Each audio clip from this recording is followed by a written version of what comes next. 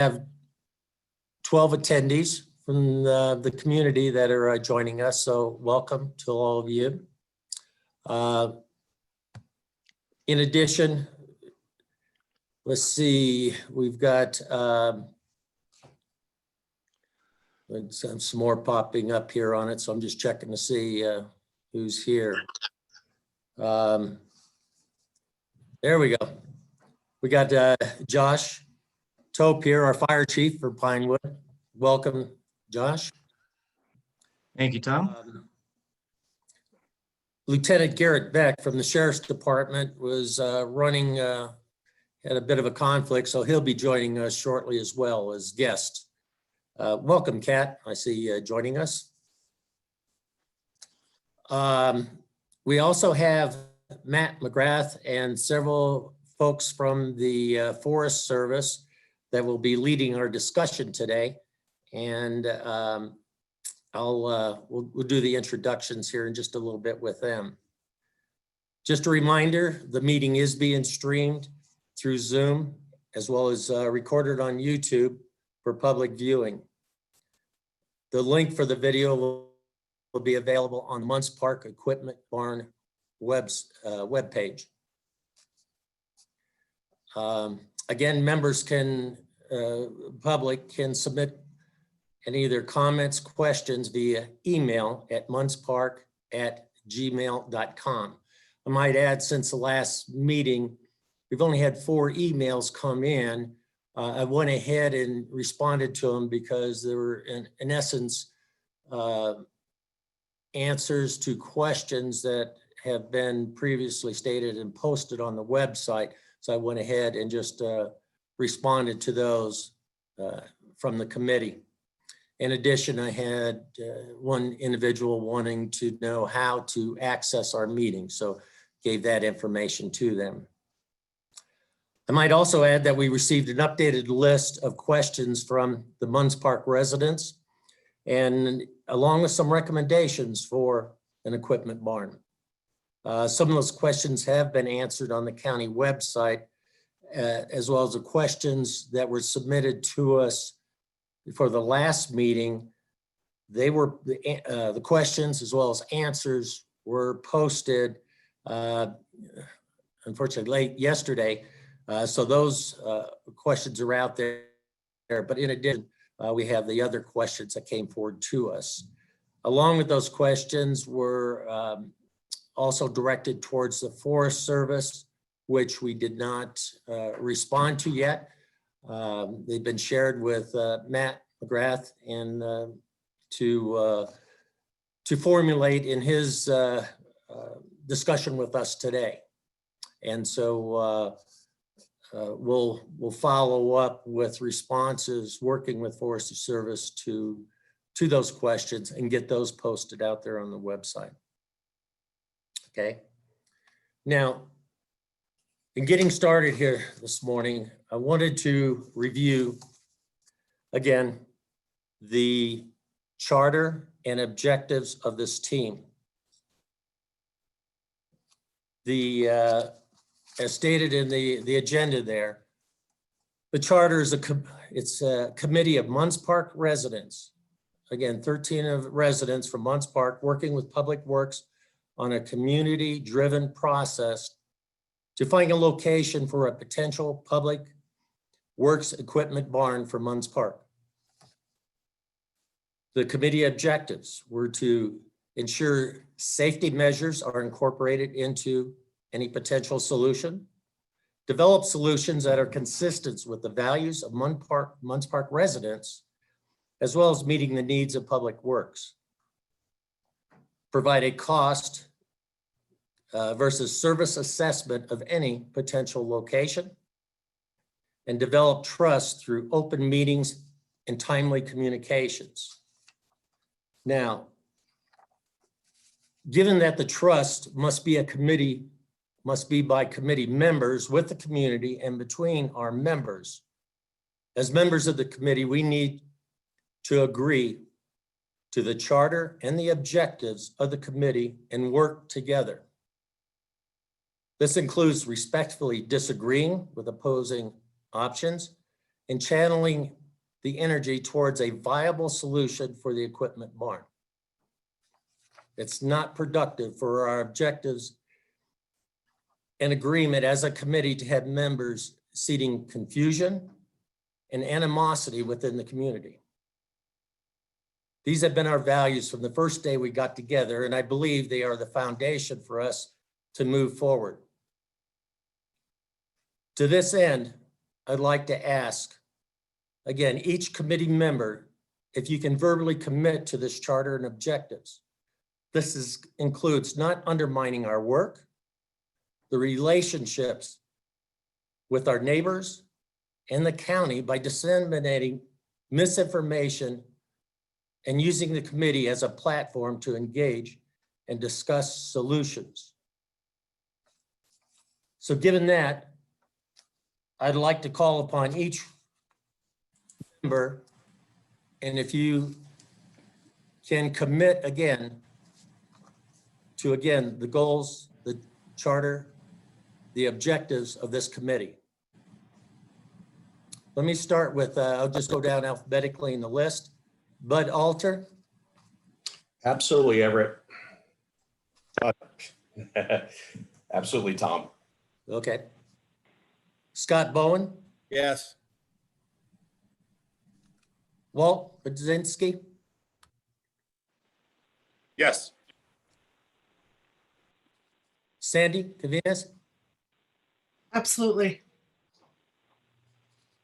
Wes Dean.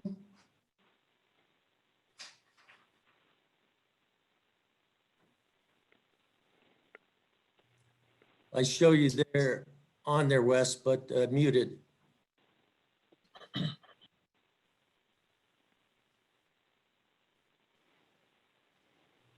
Wes, are you there?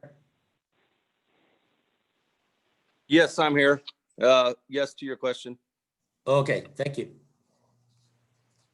Dick Dredden. Absolutely.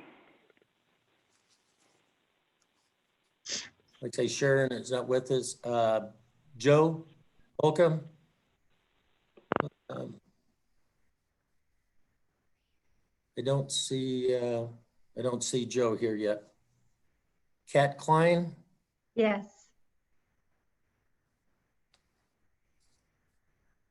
Roy Leventa. Yes. Gail Andrewson. Absolutely. And Everett Warfoot. I agree.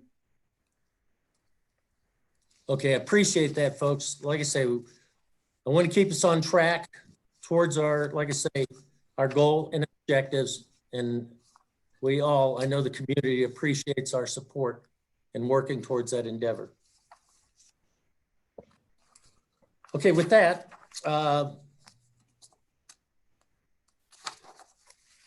one of the process that we said we would to use to achieve that charter was through establishing our monthly meetings. And we wanted to keep those to an hour because being respectful of those folks that are having to work and limiting their access to the meetings. We said we'd invite subject matter experts to share with us factual data. And that's where last meeting, we focused on public works, providing us information and answering our questions. This week, we've invited the Forestry Service to as well help us better understand their services, their charter, and being able to answer our questions. We also said we'd establish the county website for Munds Park residents to follow the process and access information. Again, towards our objectives, we want to keep all this information open to folks and be able to let them see what is going on as we move through this process. Utilize the Pinewood News and the mundsparktoday.com to further enhance communications. Identify potential solutions for the committee to investigate. So we're in that stage now again of fact finding, and to that end, what I would like to introduce to everyone here is Matt McGrath from the Forestry Service, who's been kind enough to join us today and make a presentation with us. Matt, I'll turn it over to you and your staff and allow you to do your introductions. Great. Thanks, Tom. Very much appreciate that. Good morning, everybody. My name is Matt McGrath. I'm the District Ranger for the Forest Service here on the Flagstaff Ranger District of the Coconino National Forest. I also have two other folks here with me on the call, my expert team, Bridget Roth, who is our Public Services Staff Officer out of our Supervisor's Office, and also Dee McLaughlin, who is our Land Special Uses Program Manager and really the subject matter expert for a lot of what you folks want to talk about today and a lot of the questions that we've been forwarded by the community. I wanted to just kind of do a little bit of an introduction of our involvement in the project in general terms, some of the history that of the project that I know of, and then I'll ask Dee to talk in some more specific terms about how the Forest Service special use permitting process works, because I know a lot of the questions in the that Word document that was shared ties back to that. I want to first offer thanks to Supervisor Ryan and Lucinda and her folks for setting up this committee and these meetings. It's a really great opportunity for us to have more in-depth discussions about these meaty issues that affect a lot of people, and that, as we have seen, especially since May, that a lot of people feel very passionately about. We have a great partnership with the county. The Forest Service does. We work with them quite a bit. Just recently, just to give you an idea of some of the other special use permits that we have with the county. The big one that we just finished up this winter was the flood control mitigation project on Forest Service lands due to the museum fire. And so the county had got RAC grant funding, and we processed a special use permit with them, where then they went in on National Forest System lands and did the work. So a little bit different, but kind of the same principle that we're talking about here. I've been here a little over a year and a half, January of 2019. And when we transition from one district ranger to the next, we always have a little meeting with the previous person. And they say, hey, this is all the stuff that you can expect to hear about. And the Munds Park Equipment Barn was actually on that list of things over a year and a half ago. They said, oh yeah, the county wants to talk to us about this. We haven't really talked to them about it yet. And then I was brand new and spent quite a few months figuring out, what the heck's going on here. So we didn't really work with the county on it much until late last fall. It was actually even after the museum fire, I know, which was in July of 2019. So we started talking to the county a little bit more about it, and they brought forward a proposal to us. And then in February, Dee, who is our land special uses expert, brought that to our team here on the Ranger District. And so how that works is the county comes up with kind of an initial proposal. They bring it to us, get through some screening criteria to make sure that that's something that we'll even consider. It's not any kind of approval, but it's just, do we throw it out right now because it makes no sense, or do we bring it forward? And that came to our interdisciplinary team, which is our specialists, our wildlife biologists, our hydrologists, our timber folks, because we have timber projects going on outside your community that we'll probably wind up talking about here in a few months. And so that came to us, and really it was that first review of the project, and then started down kind of the paperwork aspect of it. It was when the Forest Service released kind of the county's proposal, and we started considering it under the NEPA process, which does not mean we approve it. It just means we're going to consider it, and we're looking at the potential impacts to the forest and to the community. It's when that public notice went out that I think a lot of folks who did not know these conversations were happening, that's when folks realized that this was going on. And I think in May, when we started getting a lot of interesting comments on the proposal. So before I ask Dee to kind of get into a little more detail about how these special use permit applications work, one thing I will suggest to folks, it may not feel like it right now, but the process from the Forest Service perspective worked the way it's supposed to. County brought a proposal to us, then we brought it out to the public. The community had concerns, I'll put it that way. And so we talked to the county about it, and the county pulled it back and said, we need to keep talking about this. We need to work on it. So I say that because I want folks, I know there's a sentiment that I think last week people thought that the county was going to start building a barn out by Crystal Point. I don't know where that came from, but that's not how any of this works. The county has been very responsive in my mind to the community concerns. And so they haven't even proposed Crystal Point as an option since I've been here. And so the county is really working here with this group and other folks in the community. So this is a great use of our time. I very much appreciate the commitment that everybody has made to spend time working on this. And just want to let you know that the Forest Service, our relationship with the community is very important to us. And so we have no interest in forcing something here that people do not want or do not support or do not feel the need for. So with that, I'll just thank everybody for your time again. And I will ask Dee to kind of just give a little bit of an overview of how the special use permitting process works, because I think a lot of the questions that folks had will be answered in that context. And then after that, both Dee and I and Bridget are happy to take any questions that the committee has. Dee?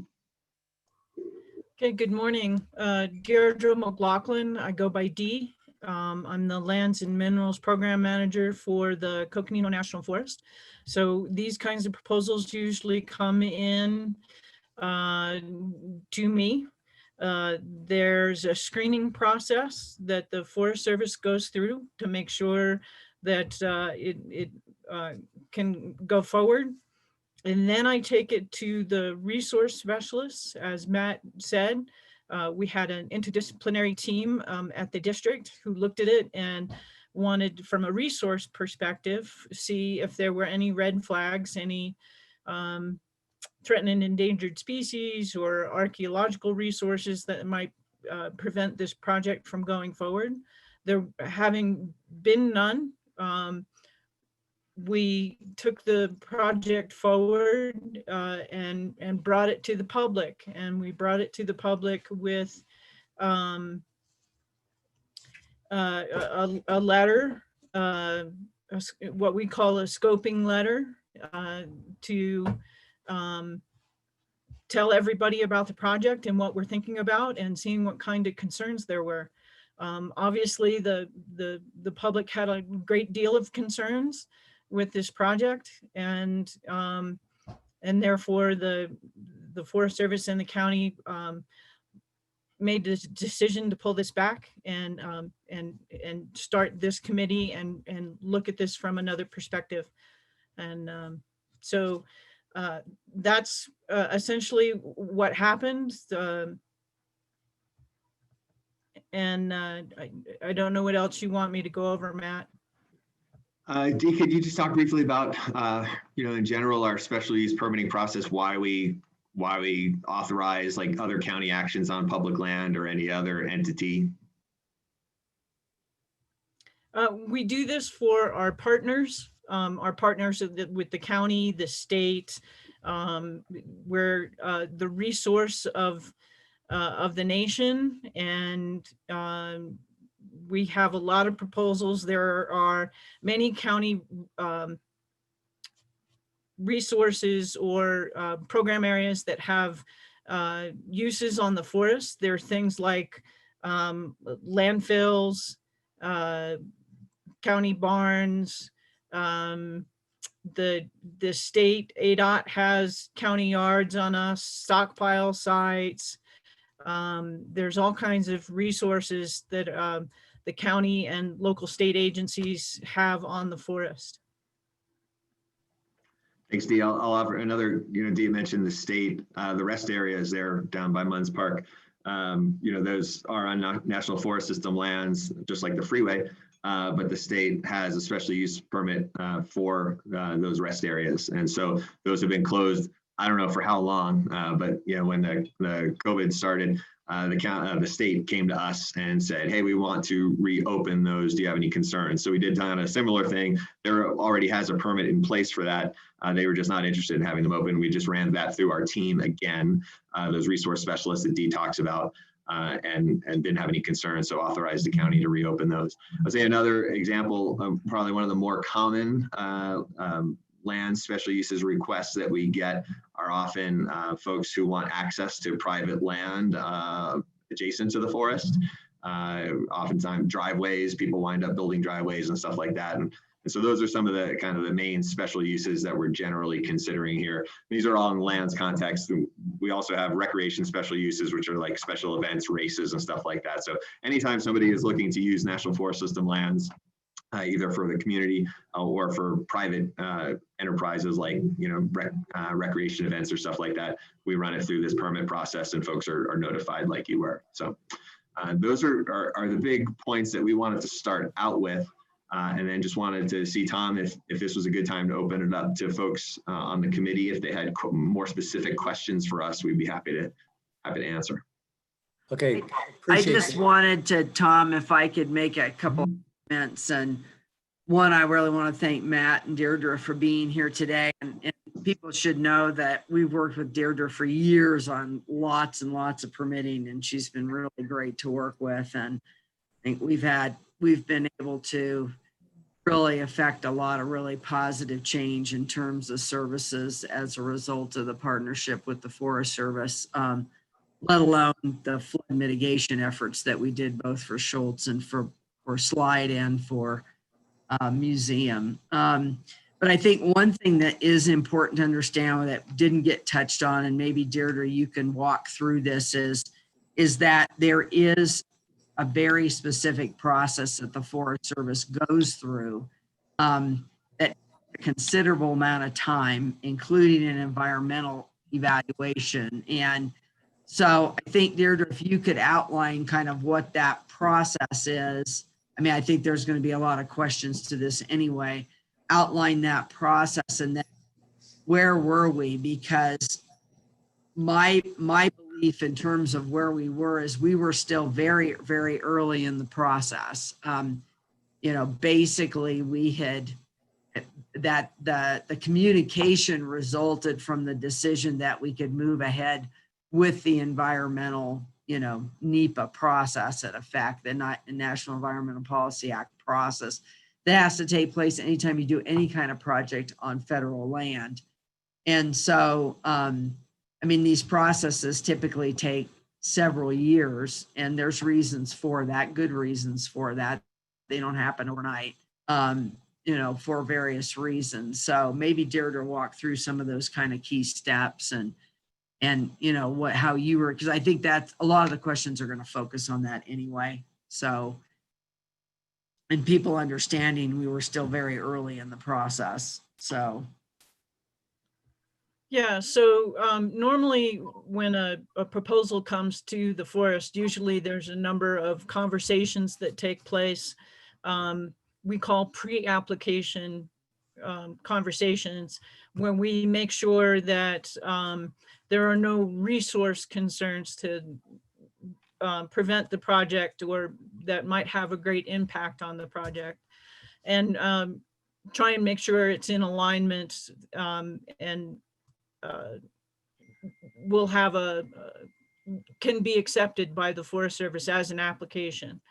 Then we accept the application and we take it to the resource specialist and look at the resource areas and start the NEPA process. And the very first step of the NEPA process is what we call scoping the public. And that's where we present the proposal to the public for comment that says, we have a proposal for a truck barn in Munds Park. Here's the location, and here's what kind of resources, what features will be are proposed for that truck barn, and allow the comments or the public to comment on that particular project and let us know what concerns they have about the project. And that's where we were with this project when there was a lot of concern that came in about the particular location having to do with safety and property values and views from private land, having to look at the truck barn and all of those kinds of things. So that's where we were in the process, was that initial public scoping.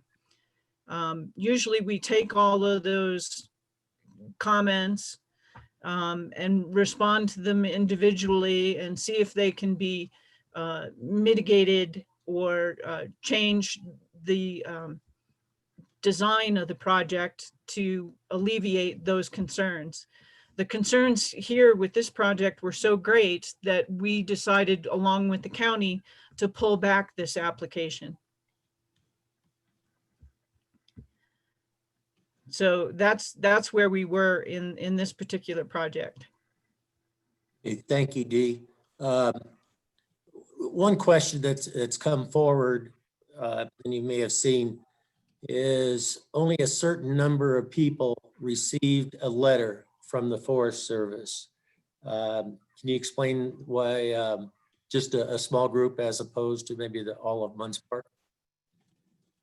Yeah, we made the decision that those in the immediate area that were going to have to look at the barn would be the most affected, and therefore we sent a letter to those who had a view of the proposed location. Okay, thank you. Other committee members, questions, please. Yeah, this is Everett. I think the one thing that blew us all up was that in your scoping letter, you put in project timeline, and it clearly states that in July 2020, you were going to start to install, not you, the county was going to install gates and fencing and install equipment there this winter. So was that a mistake putting that in there? Because that certainly, as you can see, was very shocking to everyone because it looked like an immediate start. Everett, thanks for that. I'll go ahead and answer that. That was, the timeline that had been suggested by the county during the initial proposal.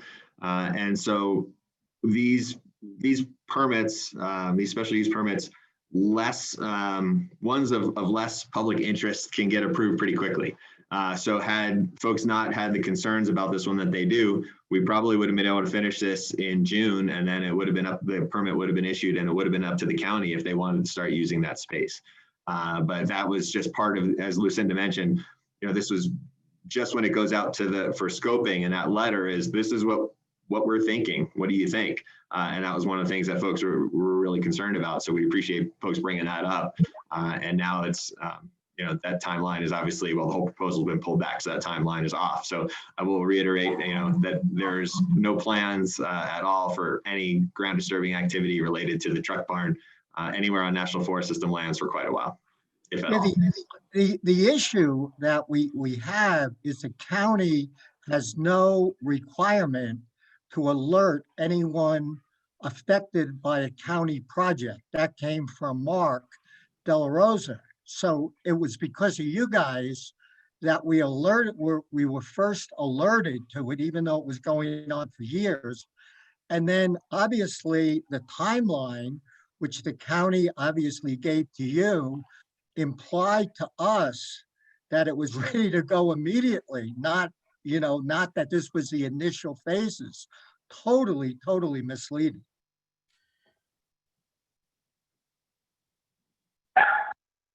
I mean, I'll ask folks from the county. I'm not familiar with their notification requirements. I'll just say that had we sent out the scoping letter in May and not heard back from anybody, or just heard back, this is fantastic, we can't wait for this, we're looking forward to these services being here, then we would move forward, probably issue the permit in June, at which point the county would have been able to stick to that schedule. But as it was, that was not, it's not pre-decided that that's going to happen. That's just, this is what we're thinking. And then folks spoke out and none of that happened. But I'll ask maybe Lucinda or Mark can respond to the part about the county requirements to notify. No, we don't have necessarily a requirement, but, as I've noted numerous times, I mean, we had been discussing this at the community meetings for several years. And certainly I also have said and apologized for, we could have done obviously a much better job in communicating. My understanding about where we were was that we were much earlier in this process. We did have some money to expend in this before the COVID. We did have some money to expend in this budget year.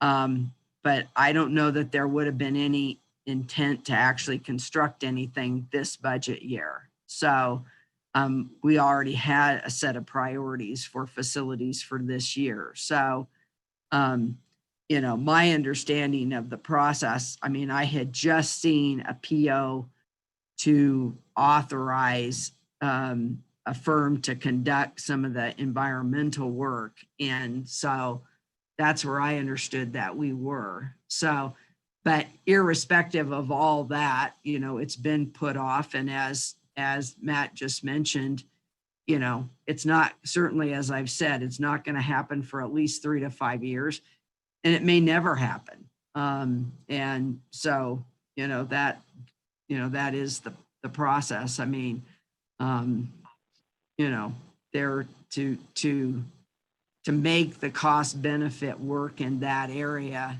and, you know, address what the concerns are of the community. I don't see it. It may never happen. And so, I mean, that's where we are Lucinda, why was publicly. in- So, in the 8 community watch meetings that you attend, neighborhood watch meetings you attended, you, Mark and Matt, for the last 2 years, you never brought up the fact that it was going to be at Hillside, even though you were proceeding with that. Why was that? well, we were starting through that process, but again, in my mind, we still had, you know, ways to go through that process. We had, and people have asked this question, the original discussion, and this was before Matt or Deirdre were even involved.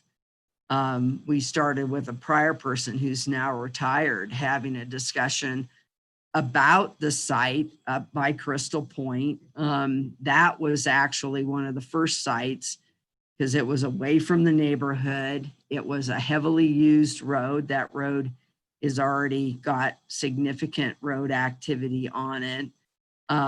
It was further from the utilities than we probably would have desired. And the feedback we got from the forest looking at that site was that they preferred the Hillside site because it was closer to the neighborhood and there was already an established commercial operation there with the water district. So, you know, that was, and so we pivoted off of that site and pivoted to the Hillside site. And, you know, staff were working through that process with the Forest Service. So, again, you know, this was a longer term process that we were in. I mean, we had already taken a couple of years to migrate through this. That's you know, not Matt. so- Lucinda, that's not what Matt is saying. Matt is Hey, saying wait, that. Everett, I'm going to inject in here because we had other team members that have questions. Sure, I agree with I that. don't want to That's keep fine. beating, I don't want to keep beating this down because we're repeating ourselves. Yeah, Sure. we've said this Responses. over and over again. We need to Yeah. move forward. We need to get Yeah. your input. And frankly, we need to put it to bed and, you know, all of us get back to work. So, And that's why I brought this up at the very beginning of our meeting, the commitment towards our charter. So I don't want to keep restating this. And like I say, have us start focusing what information we need to allow us to keep moving forward towards our charter and with the objective of coming up with a potential solution here in the future. So given that, let me allow some of the other committee members to pose their questions to Matt, since they've given their time to us today. Thank you for that, Tom. I was wondering when we were going to move off of that. The only questions I had is I was at the Grand Canyon this weekend, and I noticed that they had a lot of what looked to be like equipment barns too, to manage their area. And I know that there's equipment barns in Kachina Village, and all these barns seem to be serving their communities well and without issue. Everybody's concern seems to be that it's going to take away from wildlife, it's going to blow up and cause a huge forest fire and all that stuff. Is there any way that you could just put those fears to rest, that animal life can live around a barn, that it's not going to blow us off the face of the earth, and it's not going to be hideous? I think maybe if we could just answer those questions, maybe people will relax a little bit, because they're in use everywhere without issue from the research I've done. That's Sandy, my I'll question. just address that quickly from one part from the beginning. As far as this proposal went through, as Dee mentioned, it came to our resource specialists kind of for a very initial review. As Lucinda mentioned, this was very early in the process.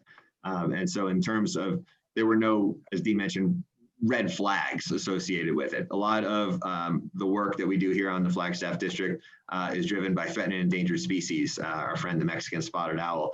And so a lot of times what we would look at is this proposal, going to impact, say, MSO habitat or something like that. And it's one of those immediate things that would just throw it out. That impacts a lot of our timber work, a lot of our recreation, our trails here in the Mount Elden Dry Lake Hills, where we're working around that. But in this instance, there were no immediate red flags in terms of wildlife habitat there, no threatened and endangered species within a certain distance of the location. I mean, these barns do exist all over the place. Exactly what it would look like, I think it would be something that the county probably had not gotten to yet. I think that, the visual aspect of it is something that they would be working on as they continue to develop their plans. But I think they didn't even get that far because they pulled back and are trying to figure out the right location. But I think that landscape architecture component of it was certainly something that the county folks would work on.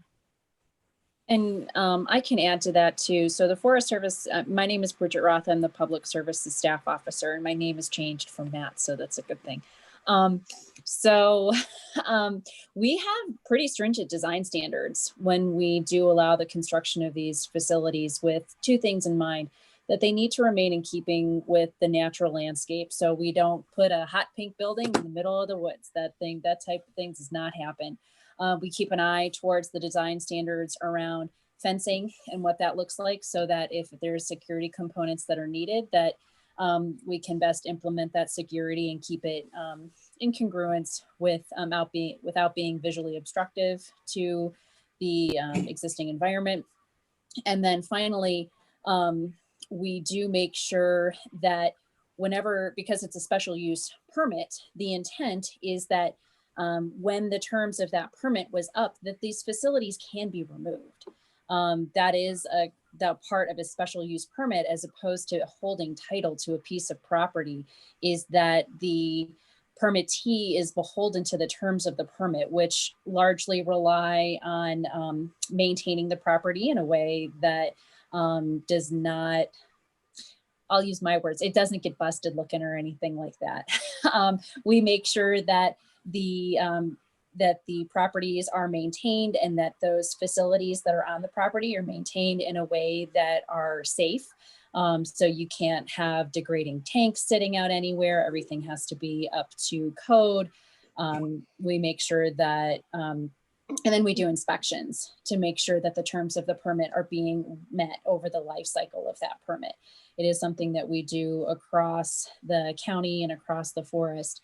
And we find a high degree of success when we are able to set up what the property needs to look like from the initial design and construction, and then follow through with our permit maintenance program. Tom, this is Bud. I've got a question. Thank you, Bridget. I appreciate that, and I appreciate Lucinda and Matt and all the information you're providing. Here, let me throw my video on.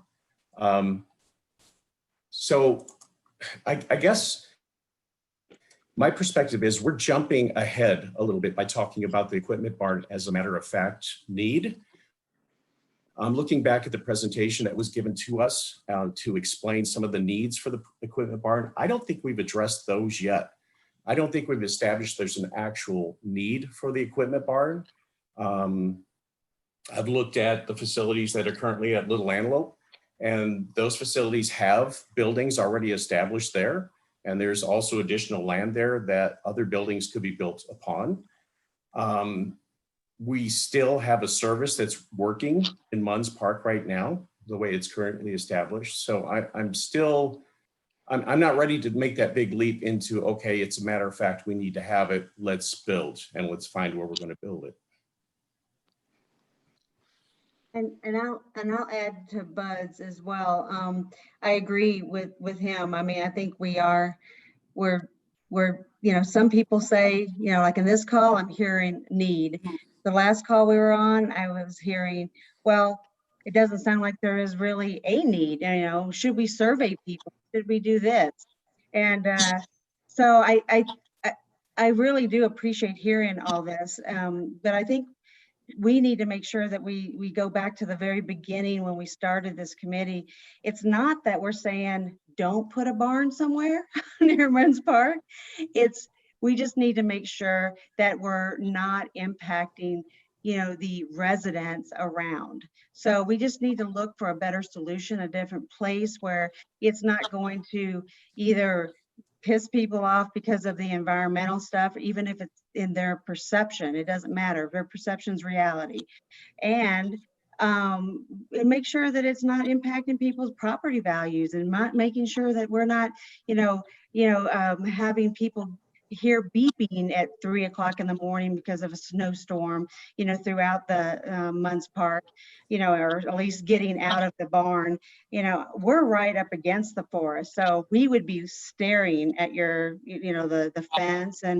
And I know we have neighbors that never got letters, and I mean, they found out about it because we called them. They had no idea, about it. And so, I think back to what we need to make sure of, and I think it sounds like we've done a lot of lessons learned here, is just making sure that we're communicating, better to everyone, and everyone, is being able to have a voice, and then we're doing it the right way, and we're finding the right place, and concentrate on that more than, just the fact that, for some reason there's a need that we haven't even established yet. So anyway, that's my 2 cents. Appreciate the comments there, Kat.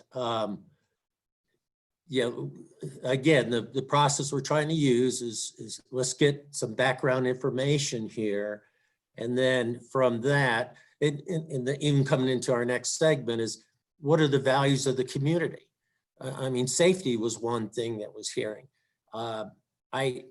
I don't know what everyone else has heard, but those that are residents during the winter months and they have school children, they've expressed some concern. I only say that because we still have some more, as you say, fact finding to do to justify whatever we're proposing. Now the county has given us their reasons why needing to have that barn, from a safety, improving service, cost effectiveness, and so forth. But you're right, we still have some more work to do with it. So getting back to where we are today is taking advantage of our time with the Forest Service to understand what's their process, what's their needs, what's their requirements. Because I think we need to know that before making. Tom, this is Jeremy Floyd with Coconino County. I don't know if you saw the message I sent to you, but there is a question in the Q&A, and I didn't know if it got answered because I've been working with Sean in the background here, so I just want to make sure that gets answered. The question's from Jan, and it is, if there were years to go in the process, how is the construction scheduled to start June 2020 to be completed by summer and fall of 2021? So we already answered that. Yeah, and I think we did address that, in terms of their process and our process, I don't think we necessarily, we're going to intend to start that quickly. So, because there's other factors that play into that budget and other factors. So, but we're not starting any construction, so it's a moot point anyway. And so. Okay. Thank you. Let me, again, with the forestry, and I'm going to keep us on our time limit today. Tom, if I may just respond just briefly to Bud and Kat and what they had said. The Forest Service, from my perspective, we're not involved in, is there a need for this facility adjacent to Munds Park. That's, I think, a conversation that the county and the folks on this committee are having. And then if that decision is made, yes, we need some sort of facility, then the county may come back to us. Maybe they find a spot on private land, or maybe they ask us, oh no, we would like to do it in this location. Really what we're here for today is just to share with you, if the county were to come back to us again and say, we would like to have a special use permit for this area to develop this facility. We just wanted to be able to outline that process for you. So I don't want folks to think that we're here because we're getting ready to approve something. It's just that in the future, if this comes up again, we want folks to know the process that the Forest Service follows to authorize something like this. Yeah, and that was the intent. Thanks, Matt. Other questions? Yes, this is Wes. Yes, Wes. What is the process for the forestry for allowing the county or any other entity to have a 500-gallon diesel tank or a 1,000-gallon propane tank located in the forest when it comes to safety and also environmental reasons?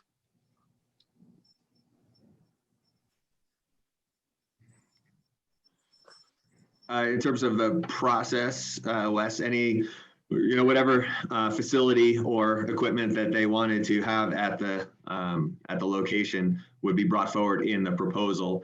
And then in terms of the safety mitigations, I'm not sure if you mean, how are we going to ensure that it's, having that tank there is safe? I mean, that would be part of their proposal and part of their operations plan and safety plan.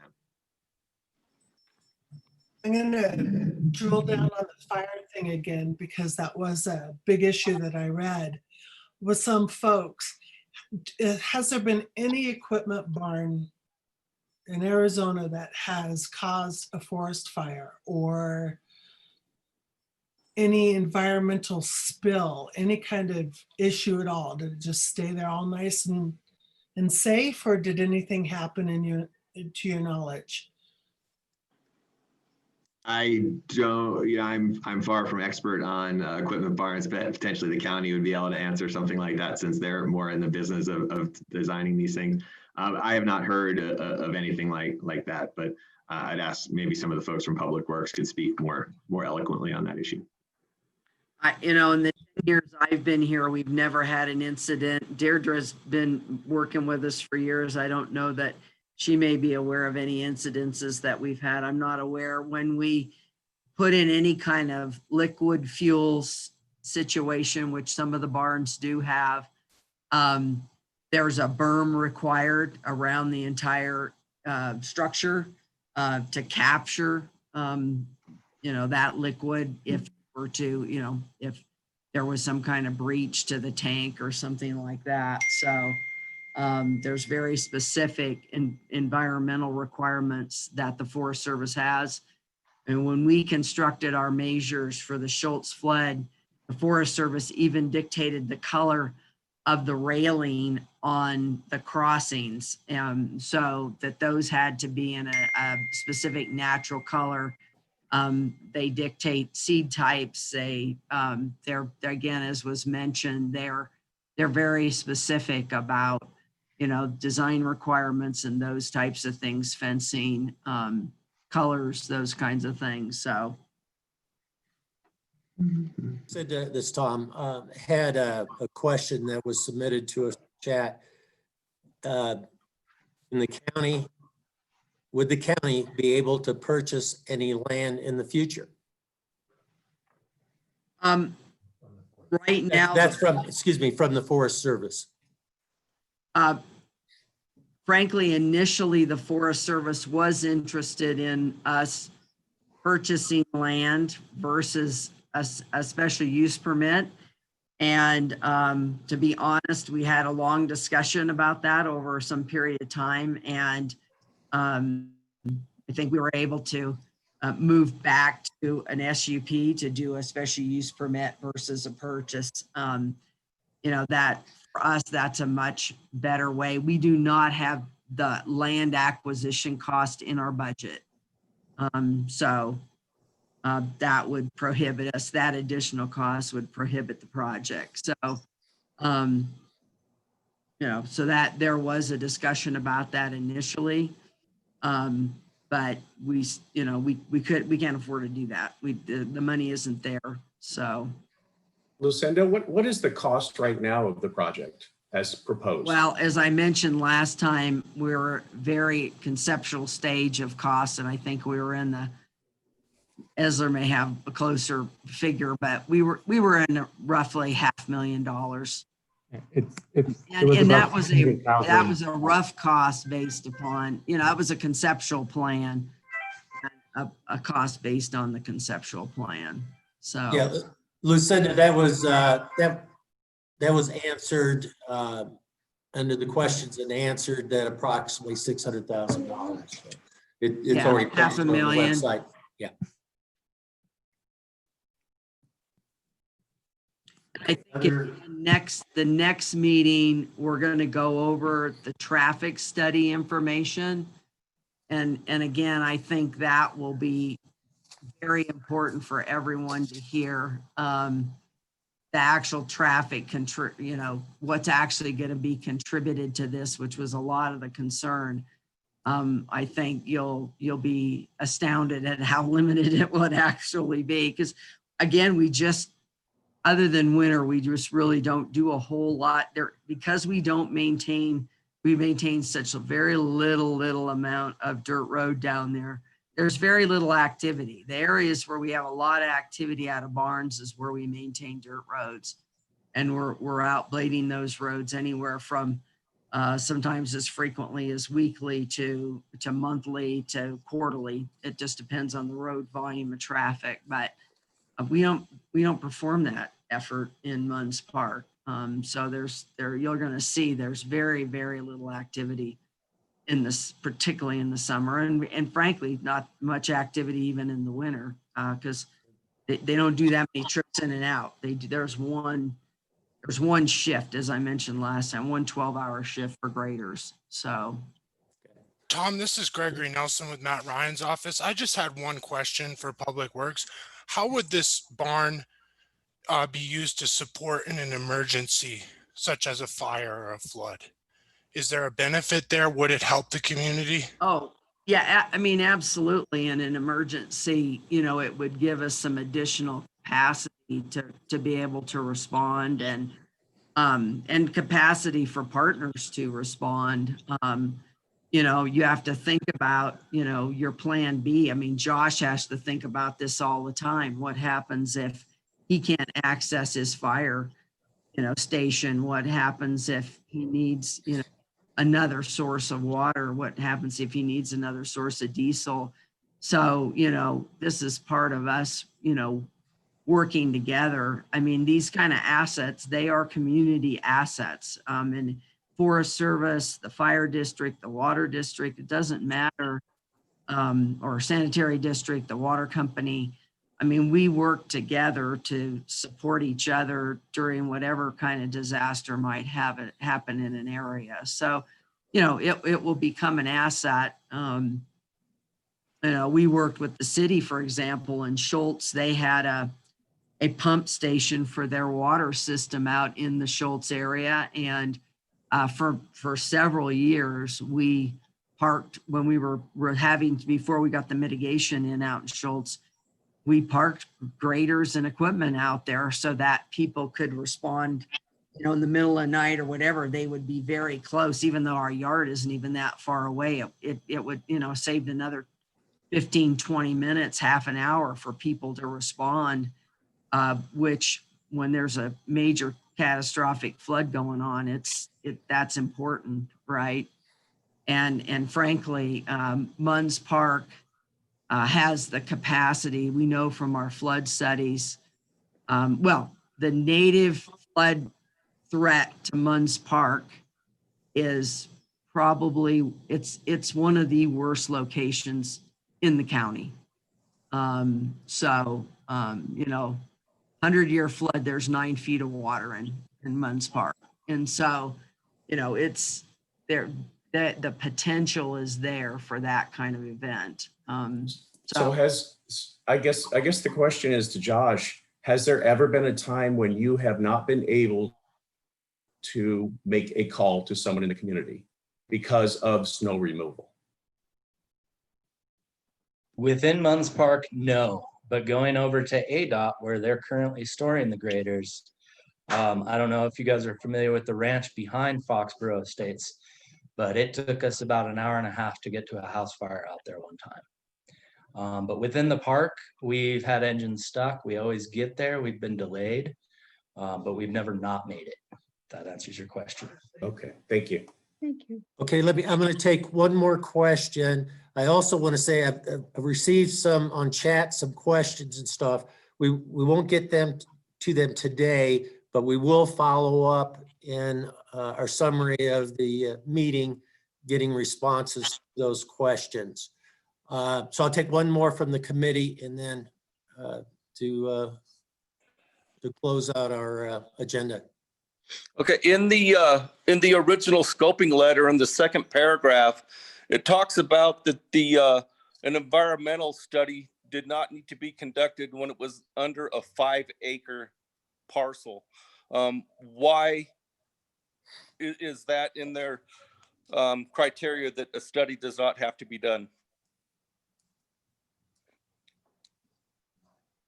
As part of Wes, as part of the National Environmental Policy Act, the analysis under which we do analyze any action on federal land, there is for under 5 acres of disturbance, there is a documentation that does not require an environmental assessment, which is kind of the more traditional analysis that folks are familiar with.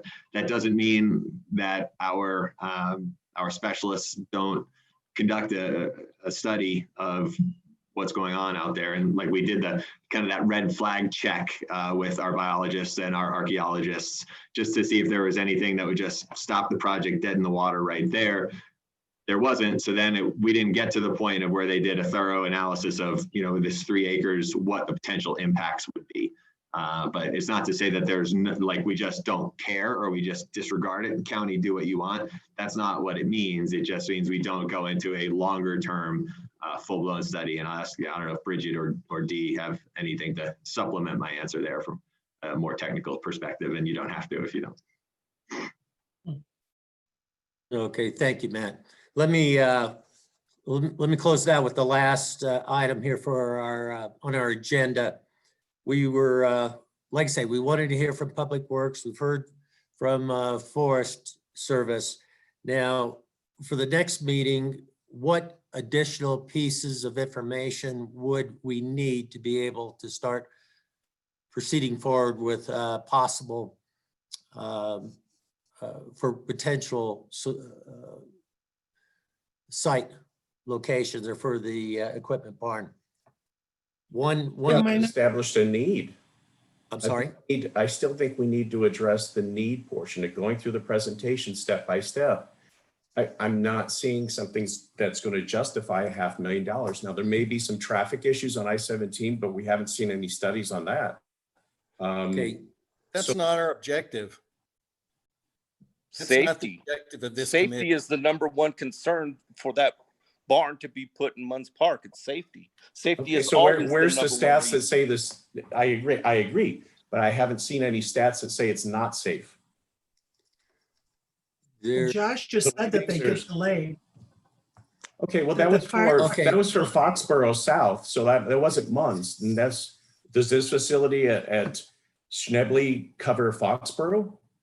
Okay, let me do this. Let me take that from needing additional information on the needs with mainly safety.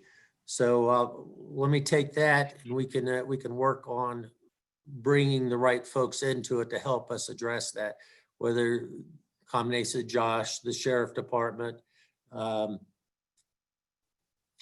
whomever. So let's take that as an action. We'll see if we can do that. One thing Lucinda brought up earlier was that traffic data within the park. We keep hearing that as a need. What's the impact on traffics there? Now, the county has a traffic department that they've been tracking along each year, the volume of traffic, the speeds, so forth, what's going on in the community.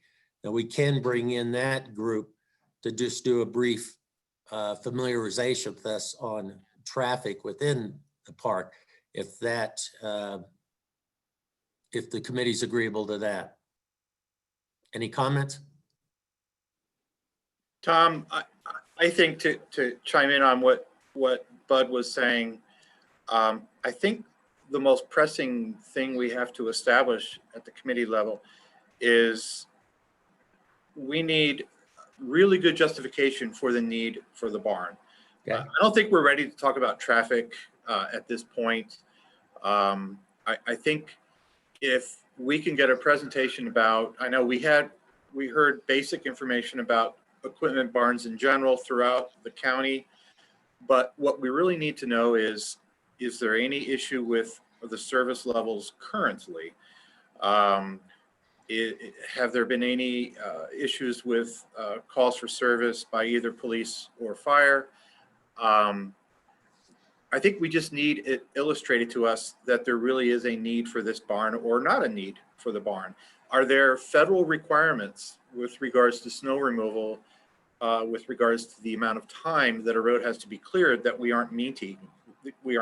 Now, I think we heard last time that the response could be improved by 30 minutes, having a barn in the community versus one that's remote, either at Willett or Schnebly Hill.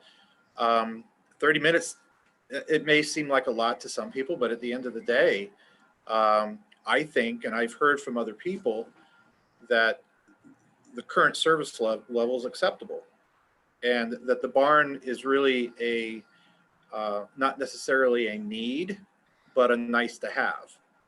And I think that's what we have to establish. Is there really a need for the equipment barn? And if there is, then we can go to step 2, which is let's find an acceptable location. We have 3 to 5 years. So let's use that time to correctly create a project that's going to be acceptable to the whole community. And it might mean that they're going to have to add money to the budget and purchase a parcel of private land closer to the freeway at a location that makes more sense for an industrial barn. That's all I have. I agree completely with that. Okay, let just thinking off the cuff here is that from I think it may be a possible solution is those communities that have a barn next to them. Maybe they can help us better understand the value of having it closer to them. And where I'm coming from, because I've heard from multiple folks in the community, especially those with children, and trying to get their kids to the bus stop, trying to get them in the winter months when the roads aren't plowed. So I know we've got other people we've got to hear from them as where they see the needs in the community, and we need to figure out how to do that. Plus, we see the community is growing. I mean, you got more and more people moving into the community, particularly with families. And I'm sure we need to be listening to them as well as to what are their needs. So let me work with members offline. If you would, let me know, give me some of your ideas. But I think let's try getting some other communities' input as to where they find where there's been improvements in their service needs or the values that they see in having the barns there, if that's amenable to you folks. Certainly it is. And I think you're going to get a lot of anecdotal information from other communities saying, oh yeah, it's nice to have. I'm leaning more towards criteria that might be established by the state government or federal government or even locally. Is there in fact criteria with regards to snow removal response times, number one? And then again, I want to hear from both police and fire. If there is criteria with regards to response times, and if their response times have been compromised because of excessive snow or even a nuisance snowfall, then I think that's important to know. But I'm a little leery about going to other communities and just asking for anecdotal information about whether or not they like their equipment barn. I would rather concentrate on what the actual criteria is for snow removal, if there is in fact criteria that exists. Okay, we have Lieutenant Beck on the, with us. We can follow up with the Sheriff's Department there. And then, of course, we have Josh. We can follow up with fire for the next meeting as to service levels. Okay, I missed it by 7 minutes here. I want to honor our commitment here of keeping it at an hour. And again, the meeting has been videoed for you. It'll be on YouTube on the website, so we can follow up for it. We'll have a summary of the meeting from the agenda, trying to put that out. And then in addition, the other questions that we've received, we'll work on with the county and forest service on getting responses to those and getting them posted out on the website. Okay. Again, I want to thank everyone. Bridget, you have I just had one last thing, because I think it's an opportunity for folks to see a little bit more about what's going on the national forest, since there were concerns about not knowing what was on our SOPA. Is that at any time, I would encourage everyone to go to the web, look at the Coconino National Forest homepage and search up planning and projects. And that way, at every time, every quarter of the year, starting in October, we publish what our SOPA is. So that's the schedule of proposed action, where you can see about the projects that are happening on the forest, on the Flagstaff district, and near your community, so that you can be an active agent in seeing what types of projects that we do have on the forest at any time. So I'm sorry to interrupt, Tom, but I wanted to make sure that folks had that information. Again, thank you everyone for your time. And our next month's meeting is October 14th from 10 a.m. to 11. Thank you, everyone. Thank you, Tom. Thank you. Thanks, Tom. Thanks, everyone. Bye-bye.